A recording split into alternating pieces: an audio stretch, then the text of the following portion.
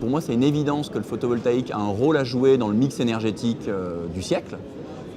C'est aussi une évidence que le siècle n'aura pas une énergie exclusivement photovoltaïque demain.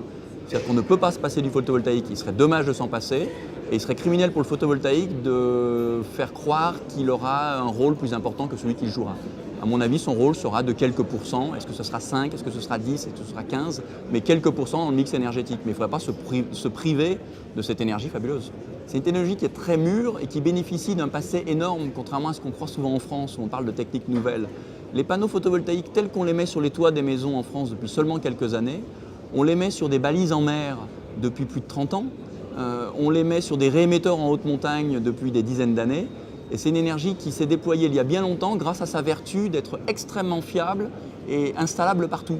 Aujourd'hui, elle se développe sur les toits des maisons individuelles simplement parce qu'elle est devenue accessible grâce à un système d'incitation. Le marché français a été lent en démarrage, ou en tout cas retardé en démarrage, parce que le photovoltaïque a beaucoup d'avenir, mais aujourd'hui a encore besoin de soutien. Tant qu'on n'a pas un soutien et donc des décideurs qui décident d'aider pendant une dizaine d'années par des systèmes d'incitation financière, il n'y a pas de marché. Le marché a démarré en France lorsque, après la loi de juillet 2006, l'arrêté tarifaire pour être précis, il a été décidé qu'on faisait un soutien un peu équivalent à ce qui se faisait en Allemagne.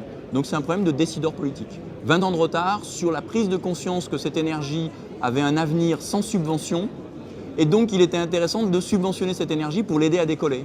La subvention n'a du sens que parce qu'elle est utile temporairement. Et ça a été compris tardivement en France. C'est un marché sur lequel il n'y a aucune barrière à l'entrée.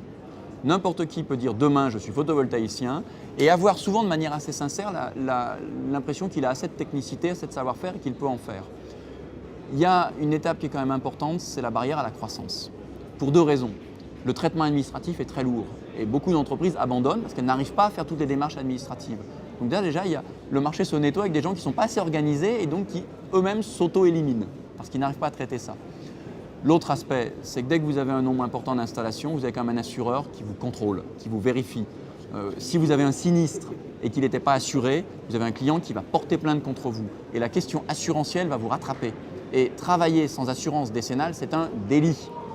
C'est un délit qui peut conduire l'entrepreneur en prison. Donc il va y avoir ce nettoyage lié au fait que les sinistres vont revenir vers les responsables.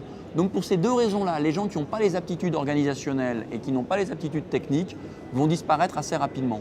Malheureusement, ils auront fait des contre-références. Malheureusement, les sujets polémiques étant beaucoup plus source d'audimat que les sujets constructifs, on risque d'en parler beaucoup et ça va faire du mal à toute la profession. Mais ça ne va pas durer très longtemps.